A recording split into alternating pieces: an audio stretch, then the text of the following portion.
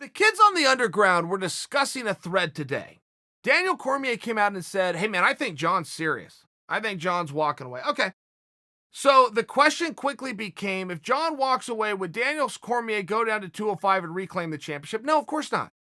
For multiple reasons. First off, Daniel already did that once, and you guys never gave him credit anyway. You all tried to paint it like he was some kind of a placeholder until John returns, which was a very unfair thing. The question is, who's the best in the world right now with the guys that are willing to step forward? The answer for that period of time was Daniel Cormier. Very unfair thing that happened. But he had to live with that anyway. No, I don't think he's going to go fall for that trap again. Also, understand, Daniel Cormier, in some ways, regardless of how unfair that was, in some ways, he agrees with you. He also felt, look, I got to get through John. For this thing to really mean what I want it to mean, I got to get through John. I will tell you this, though. There is a great misconception about Daniel Cormier's time at 205 pounds and the problems that he had with Jon Jones. Daniel Cormier and all athletes must find the right weight class. And when they find the right weight class, they need to stay in that weight class.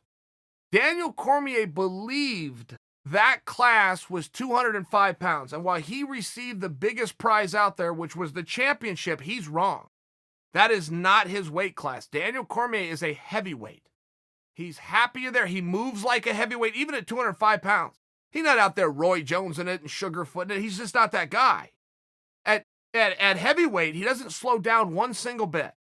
His endurance doesn't go down one bit, which normally it would. Most guys, pretty simple math. You weigh in heavier, a little heavier, you move a little slower, you punch a little bit slower. No, just didn't happen with Daniel. That was just his weight class. And to see that he made it to the highs there, I mean, I would even offer for you that if he was to rematch Jon Jones and they did it at 205 pounds, that's where Daniel's going to beat Jon. Now, Jon can beat Daniel too. But they could beat each other. And at 205 pounds, I don't know if you could say that. I think at 205 pounds with the reach and the length and the Jon Jones and just everything being the same, look, heavyweight would give DC an advantage. He would have the weight advantage. It would be close. Jones would get in there 225, 227, somewhere along those lines. Daniel get in there 242, 243, somewhere along those lines. You're only talking about a few pounds, but you are still talking about an advantage. And in all fairness, those guys are very close. Those guys are very competitive. All I'm attempting to answer for you is the idea that Daniel would drop down to 205 because he's clinging to a world title so bad. Guys, don't forget he's got a world title shot waiting for him at heavyweight right now against a guy who he's beaten before. I don't know that it would make very much sense to even hyperbolize that he would move down to 205 pounds because Jon Jones is leaving. And don't forget, when Jon Jones says he's leaving, I mean, you want to talk about the weirdest and weakest threat ever. Jon said he was going to leave but be back in 2021. 2021 is 6 months away, and Dana White's already come out and said, I'd like Jones to fight one more time this year. So Jon's threat is not that he's leaving. His threat is he is going to miss one fight.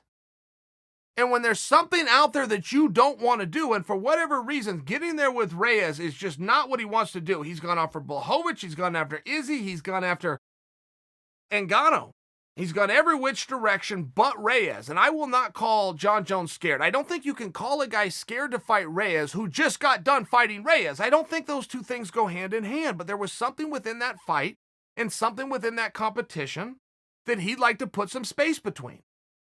He'd like to have another match or get Reyes a match or two, see if Reyes can slip, not have to do that one. There was something about it that he didn't love. And to watch this dance go on and what he's willing to put up to not sign the one and only contract that he's been presented with is interesting. It's compelling. I don't know that it's a knock. I mean, every now and then you get away with one with the skin of your teeth. That's sport. That's competition. You don't always want to run back to that. But as far as Daniel dropping to 205 to get a title match when he has one at heavyweight, I think the question alone is a miss.